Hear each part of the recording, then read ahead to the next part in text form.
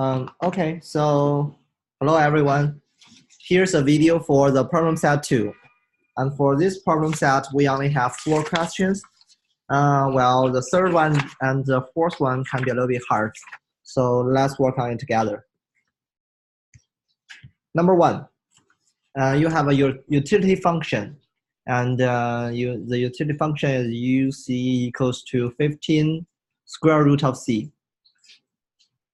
Now explain question A. Explain what it means to buy full insurance in this case. So for this question, buying full insurance means the company will compensate you, or you get reimbursed the full amount of the damage or of the loss when you have when you get sick. So here it means the full amount is $70,000. So the answer is simply you get fully reimbursed. That's what it means to buy full insurance. And also, if it's also good for you to mention you have to pay a premium, and the information about the information on the premium is not given, so you don't need to mention the amount. Number B, how much would you be charged for actuarially fair priced insurance? So the first we want to define or review what is actuarially fairly priced insurance. So for this thing, actually we are focusing on the premium of the insurance. If we have an actuarially fairly priced insurance, means the premium of that insurance equals to the expected payout.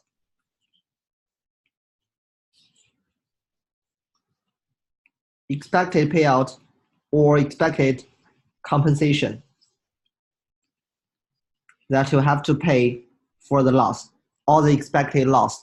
So they are the same: expected payout, expected compensation, expected loss. And here, what's our expected loss or payout? So we have the expected payout equals to the payout 1 times probability of the scenario 1 plus payout scenario 2 times the probability of scenario 2, with this scenario being not sick and this scenario being sick. So if you are not sick, the payout or the compensation or the loss will be 0. And the probability is, the probability will be 90%. But that's not important because we have a 0 over here. Well, when you are sick, the payout will be 70,000 and the probability will be 0.1. So if you do the calculation, yeah, I think you will get the answer. So question C. Over the course of the year, the insurer makes negative profits. It turns out you are lower risk than the rest of the pool. So actually the pool is 0.11, like the probability of getting sick, equals to the real probability of getting sick is equal to 0.11.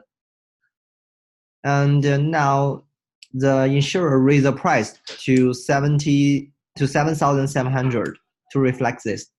Would you still buy the insurance at a new price? Show your work and explain. So how can we decide whether we want to buy the insurance or not?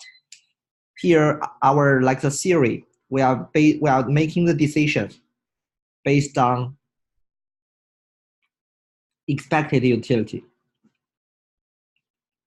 That's the so-called expected utility theory.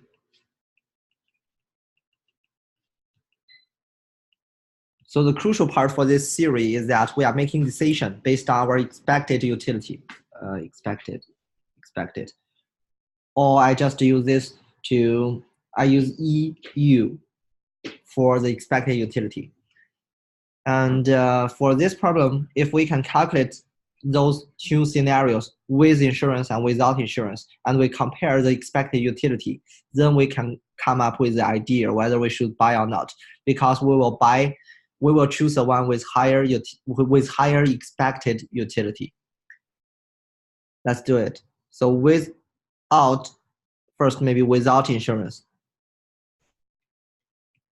Without insurance, the expected utility equals to utility in scenario 1 times the probability of scenario 1 plus utility in scenario 2 times the probability of scenario 2, with this one being sick and this one being not sick or either. So if you are sick, what's your utility? Your utility will be 15 square root of 16, 160,000. Subtract the loss, 70,000.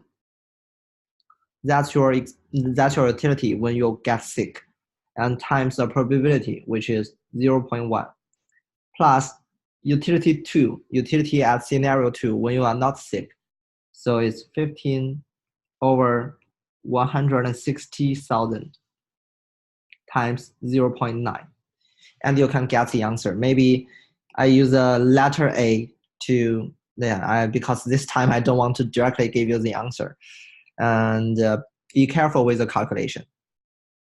And when you get this, actually for the problem set, I hope you can show your calculation process. Even though your answer may be wrong, but if the process you have on the paper is correct, I will give you a full mark. But if you just got the right answer without a process, you will lose the points for that question. So yeah, showing me the process is very important. And let's do with the insurance.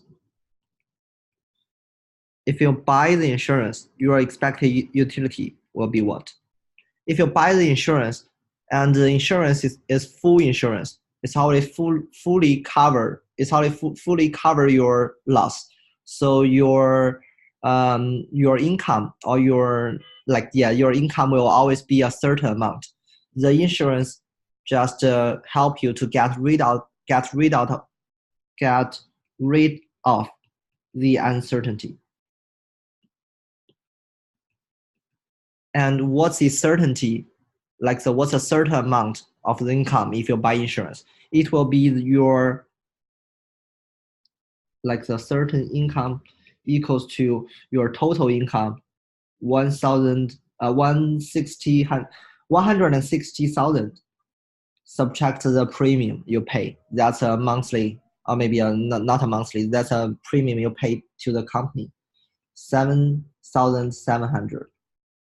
So this is your certain income. And now you just calculate your expected utility with your certain income.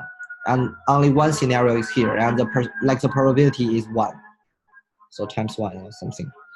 And you put this number to here, and you got the expected utility. And I label this number as B. So compare A and B. Choose a higher one. So you will make your decision whether you want to buy the insurance or not buy the insurance. And question D, what is the maximum you would be willing to pay for full insurance? The higher the premium, the less likely you want to pay. You want to buy. This is normal. And why is this? Because the higher the premium, the lower the expected utility you have with certainty.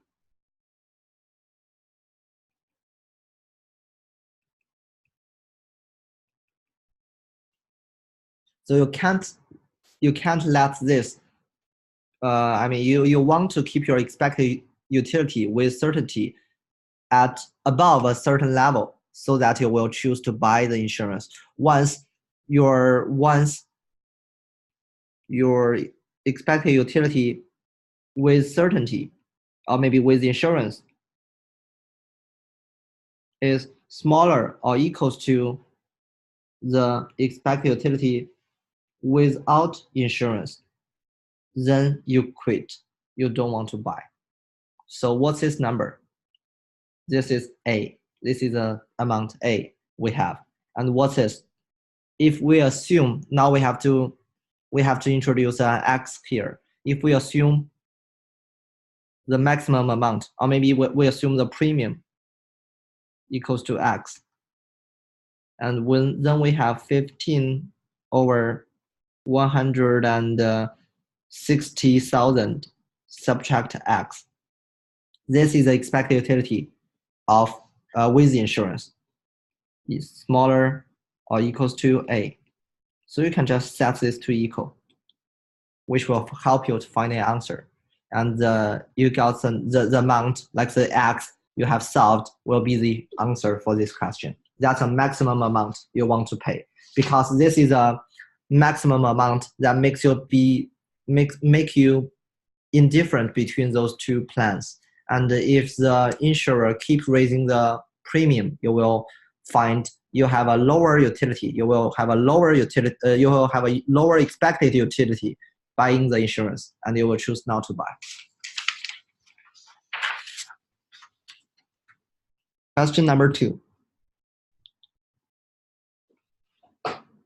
Number 2, yeah, we have like the chance. We have 2 types of drivers, new drivers and old drivers, and with different chance of getting into an injury accident. Question A, if the insurance company would charge new and experienced drivers different price, what actuarially fair price would charge each type driver? So we have the new and we have the old. And for the new, the actuarially fairly premium will equals to the expected payout for the new drivers. And this one will be equals to the expected payout for the old drivers. So you do this and you do this. I think this one is quite easy. And the final answer should be 6,000 and 2,000. Question B. If the insurance company would sell only one type of policy, so which means the company cannot distinguish or discriminate between those 2 types of drivers. And what price would the insurance company charge? So if the company wants to charge a price, and it will, because we assume it's a perfectly competitive industry. From micro 1, we know that a perfectly competitive industry, in a perfectly competitive industry, a firm will have 0 profit, will earn 0 profit, which means the premium income will equals to the payout or the compensation you paid to the insuree or to the buyers.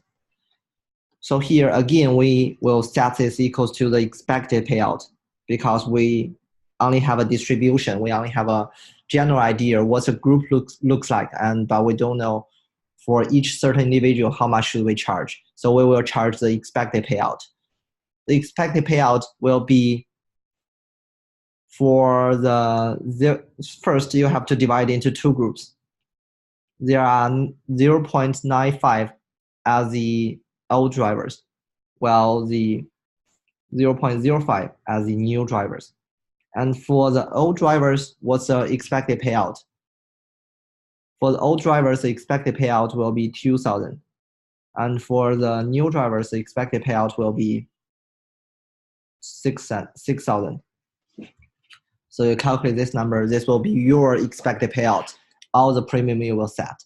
It's still, when we are calculating the expected of a variable, maybe X, we are using X1 times the probability of 1 happens, plus X2 times probability of 2 happens, and so on. Here it's like the same, and this one is the probability of an old driver happens, and this is the probability of a new driver happens, and this is the payout you pay to an old driver, and this is the payout you pay to a new driver. So question C, would a risk neutral new driver, so we have a risk neutral, and we have a new driver. So what does risk neutral mean? First, it means the utility curve is a straight line. It means a linear relationship between the expected utility, not expected, sorry, between the utility and the income. So here, because we have a risk neutral person here, we don't need to calculate the utility. We don't need to know the utility function. We can simply compare their income, and we can simply compare the income, so we can decide which one is higher, which one is lower. And will the new driver want to buy the policy at that price? First, we can see the price is set at, from B, we know that the price is set at 2,200. That's the number we calculate from the previous formula.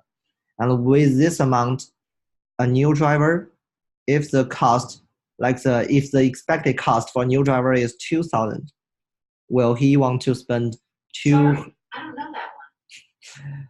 Will he spend 2,200 on this plan if the expected payout for him is 2,000? This is smaller, so definitely a new driver will not. And for a old driver, the payout is, oh, I'm sorry. For new driver, this should be 6,000. This is greater, so a new driver will buy, but an old driver will not buy. And this is because the new driver will have a higher utility buying the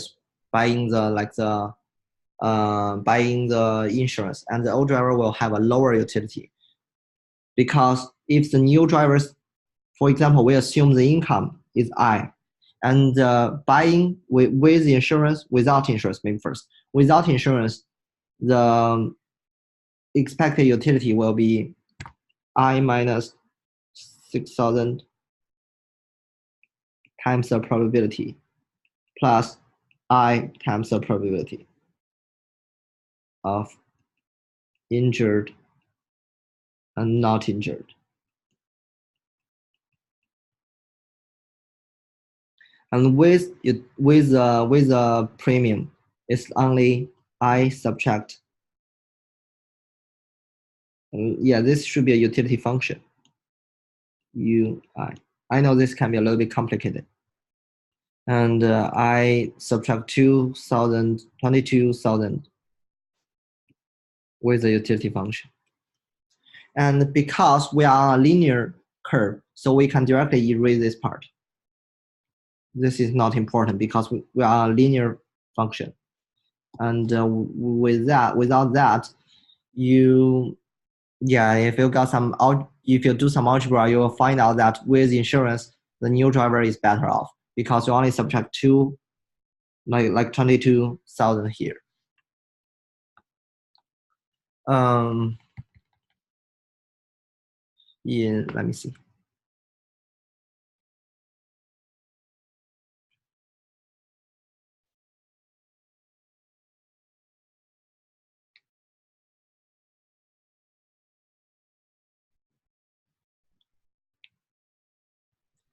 For this question, I think the answer from the answer key is not that strict, because even though we have the answer key simply compares the premium price and the expected payout, but this one is an expected payout and this one is a certain payout. So when you compare a certain payout and the expected payout, you'd better times the expected payout by the probability. Oh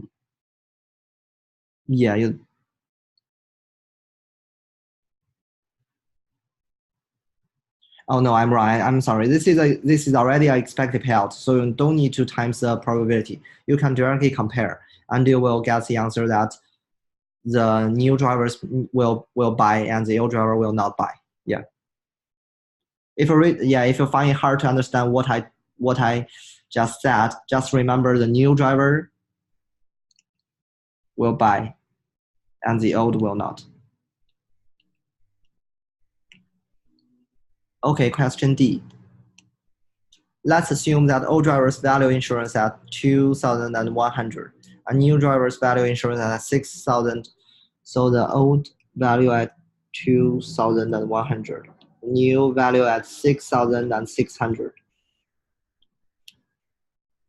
What would happen to the market if the insurance was mandated to offer the same policy to everyone, but drivers were not mandated to buy insurance? So the driver have a choice. And you can see if the price is 2,200, the old drivers will not buy. They will quit the market, while the new drivers will buy, will be still in the market. So only new drivers will be served by the market. Question 3. And this is even more complicated. I only have 3 groups, but let's go one by one. If there's a perfect information, what is actually fair price that will charge each consumer? This is like 2A. So I will not go over this here. And yeah, you can do some practice by yourself. And let's go to 3B.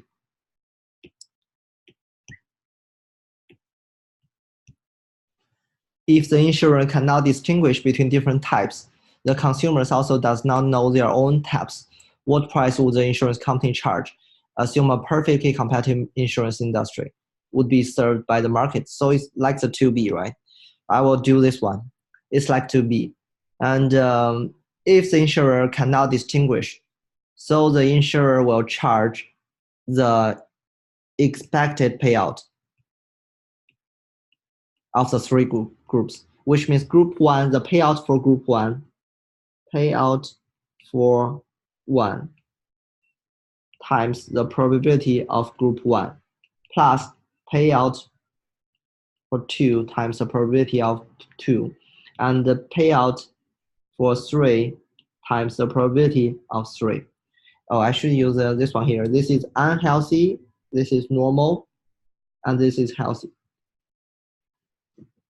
So the probability of unhealthy, if we assume there are 3, like they have the same population they have the same amount of same numbers, like the let me rephrase. If we suppose in the population all 3 groups are evenly divided, then we know the probability of choosing. Divided by zeros, an undefined value. Stop, Alexa. So if the group is evenly divided, the unhealthy group will have a probability of 1/3. So the chance of choosing a person is unhealthy is 1/3, and this is 1/3, and this is 1/3. And the payouts, I think we have got from I think you should have got this from 2A, and you can plug that in, which is 50, and plug that in, you will get the numbers. Now this is 150 for the unhealthy. So the expected payout finally will be 100. If you got this answer, you're fine. And who will be served by the market? Because we have the willingness to pay from the context, we know that the healthy group is willing to pay 70, like the maximum, as a maximum. And the normal group is willing to pay 120 as a maximum. And the unhealthy is willing to pay 170 as a maximum. So this group will leave the market, quit the market. That's 3B. And 3C.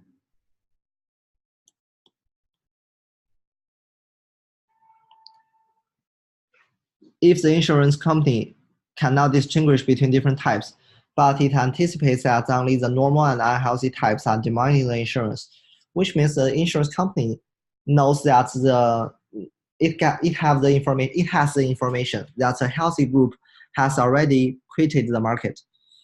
Maybe through some questionnaire, maybe through some analysis, the company knows that there are only normal and unhealthy people in the market. So the company will change its premium because this formula will no longer hold. There are only two groups in the market. Now the new expected payout will be the payout one for the unhealthy times the probability of unhealthy, and plus the payout for the normal times the probability of normal. And will this still be 1/3? No. This will be 1/2 because we are only analyzing the market, and the healthy people has quitted the market. So only two types of people are in the market, and they are evenly divided. So choosing a person from the market, the probability of getting an unhealthy person is just 1/2. It's just 50 to 50. So you plug the number back here again, you will get the expected payout as 125. 125 will be the expected payout for this new market after the analysis, after the new information. And question D. If the insurance company cannot distinguish between different types and the consumer know their own types, what will be the equilibrium market price? So this is like a chain of crowd out. From the previous questions, we know that the healthy people will first be crowded out because you set a price at 100 and they only want to pay $70. And then after that, the company knows this happened, and the company just reevaluate and propose a new premium with $125. Then what happened? Seeing the normal people will only pay $120 as the maximum, they will quit the market when the premium is $125. So the normal people will also quit the market. And then only the unhealthy people will be in the market. And will they quit the market or not? The unhealthy people, their willingness to pay is 170. But when there are only unhealthy people, you will set the price at 150. You just go through this process again, you will get a 150 as your premium. So the unhealthy people with $170 willingness to pay, which is higher than 150, will be in the market. And then the market will be a stable stable time. Yeah. So that's 3D. That's question 3. And this is a crowd out effect. You see how the healthy people and the normal people are crowded out by the asymmetric information. They are crowded out. Okay, number 4, signaling.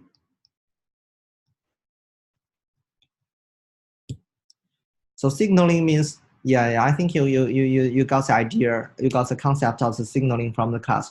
So let's directly go to 4A. Suppose first that Harry offers a one-year warranty. What's Liu's profit if he does not offer the warranty, and if he does offer 1-year warranty? So we have an assumption or a precondition that Harry offers. And now we have two scenarios. First, Liu does not offer. Liu doesn't offer. If Liu does not offer, then will this offer be a credible signal or not? If Liu does not offer, this is a signal. Because you see this one is offering, and if you are a consumer, you find someone is differentiating his own service, you will think that maybe his service stands out, and so you will be able to choose. You will be able to distinguish between those two kind of services. So if Liu does not offer, this is a signal, and then which means the consumer will pay Harry will pay Harry 10,000. Will pay Harry 10,000 for his car because this is a good condition car, and people know that Harry's car is a good condition car. And so profit of Harry is 10,000 subtract his cost, subtract the cost of the warranty, will be 1,050. And the profit of Liu will be 7,000 subtract 5,000, will be 2,000. Because Liu does not buy the warranty. And if Liu offer the warranty, then it's not a signal. So people can't distinguish. If you cannot distinguish, you will choose to pay the average, which is 8,500. So the profit of Harry here will be 8,500, which he got from the consumer, subtract 8,000, subtract 500, because Harry still offers a warranty, which will be 0. And the probability of Liu, sorry, it's not a probability, it's a profit. Profit of Liu equals to the 8,500 subtract the cost 5,000 and subtract the $500. Oh, sorry, $1,000 for Liu's warranty. This is Liu's cost buying a warranty.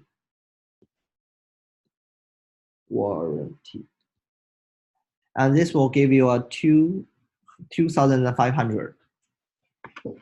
And if Liu is making a decision, actually he's making a decision between this number and this number. Definitely he will choose this one, which means Liu will offer the warranty. So question B, what's Harry's profit if Liu does not, if Liu does? So we can see that Harry's warranty will be 1,500, 1,500 actually, and 0. This is Liu does not. And this is Liu offers. So that will answer question B. So question C, will Liu match Harry's offer 1 year's warranty? Actually, after question A, we know that Liu will choose to offer. So that means Liu will prefer to offer the 1 year warranty to match Harry's 1 year warranty. And then the final question, is it a good idea for Harry to offer 1 year warranty? If Liu offers, we can know that if Liu offers a warranty, Harry will only have 0 profit, right? So it's like this, Harry wants to offer, but once Harry offered, Liu will offer. After Liu offers, Harry's profit will be 0. So Harry will stop offering the warranty because Harry knows that if he offers, Liu will offer and he will get 0 profit. So from the very beginning, he will not want to offer the warranty, which means the warranty is not a good signal. Is not a good choice. It's not a good plan for signaling. So Harry would better not. Or you can answer that it is not a good idea. It is not a good idea. So this is A, B, AC, and AD. And now we go to the big, we go to question B, the big B. And what if Harry offers a 2-year warranty? So here I'd like to go through like the question, the small a, small b, small c, and small d again. I will write it down. So if Harry, this is the assumption, if Harry offers a 2-year warranty, you should, and because this question asks you, what if, so means what will happen if Harry offers a 2-year warranty. So first, you can break down this question into also 4 steps. The first step, will Liu, maybe, what is Liu's profit if Liu does not offer the 2-year warranty? Here we just change 1 year to 2 year. And the second question, and what, and in the first one, you should also consider, and if he does offer. And then you can ask yourself, what is Harry's profits? Harry's profits. And then you can ask, will Liu match? And then you can ask yourself, is it a good idea? You see, it's like the 4 questions, the 4 small questions, the 4 breakdown questions in question A. So if you can also go through this process, and I will tell you, Liu's profit will be lower if he offers the warranty, and you can do that through calculation. And Harry's profit will be higher if he let me see. Let me check this.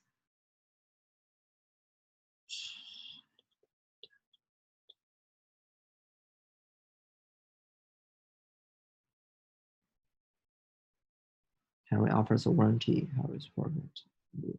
Harry offers a warranty.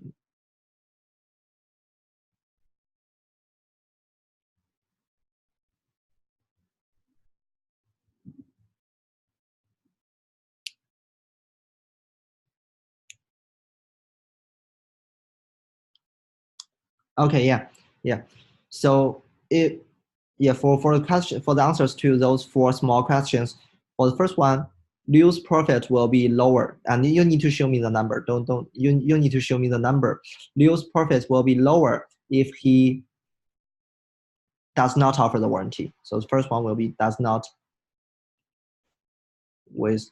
offer. Liu's profit will be higher if he does not. Sorry, does not offer equals to means does not offer means higher warranty, means higher profit.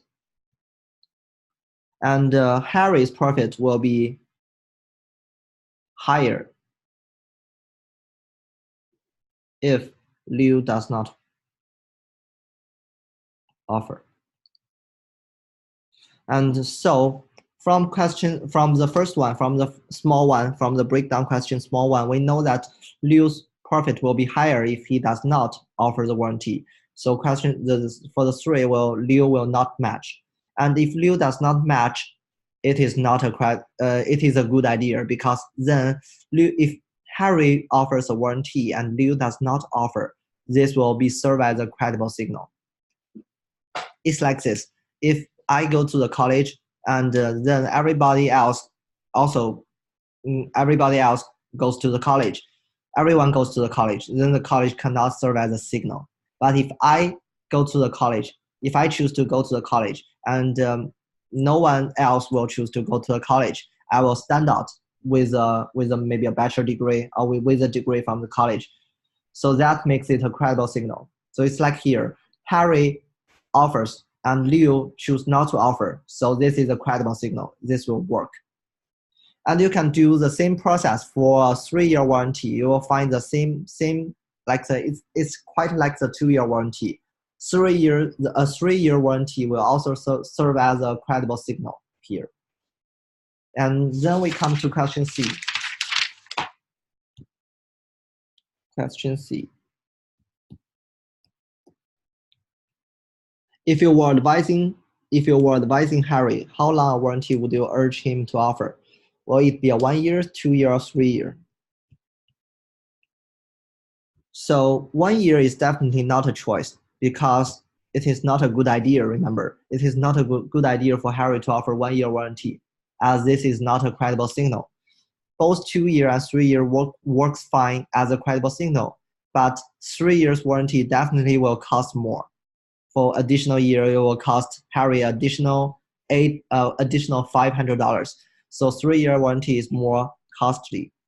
Then we will choose 2 years warranty. Okay, so basically that's a problem set, and it's not that hard, but it tests you a lot on the concepts. Make sure you understand the concepts of this. First, you can distinguish between expected utility and utility of expected payout of maybe expected income. Those two are different. The expected utility and the utility of expected income, those two are different. Showing on a graph,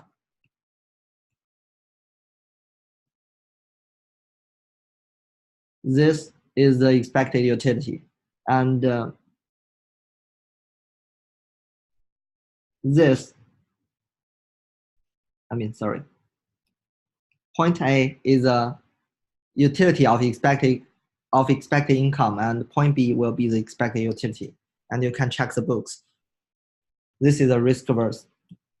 So first group of concepts is expected utility and utility of expected income. And then what is signaling? And what is crowd-out effect? And also, what is the actuarially fairly premium? Or maybe insurance. And this will equals to the expected payout. So what is the expected payout? Yeah, if you can answer all these questions means you got a good idea of what this chapter is talking about. So yeah, good luck with problem set 2.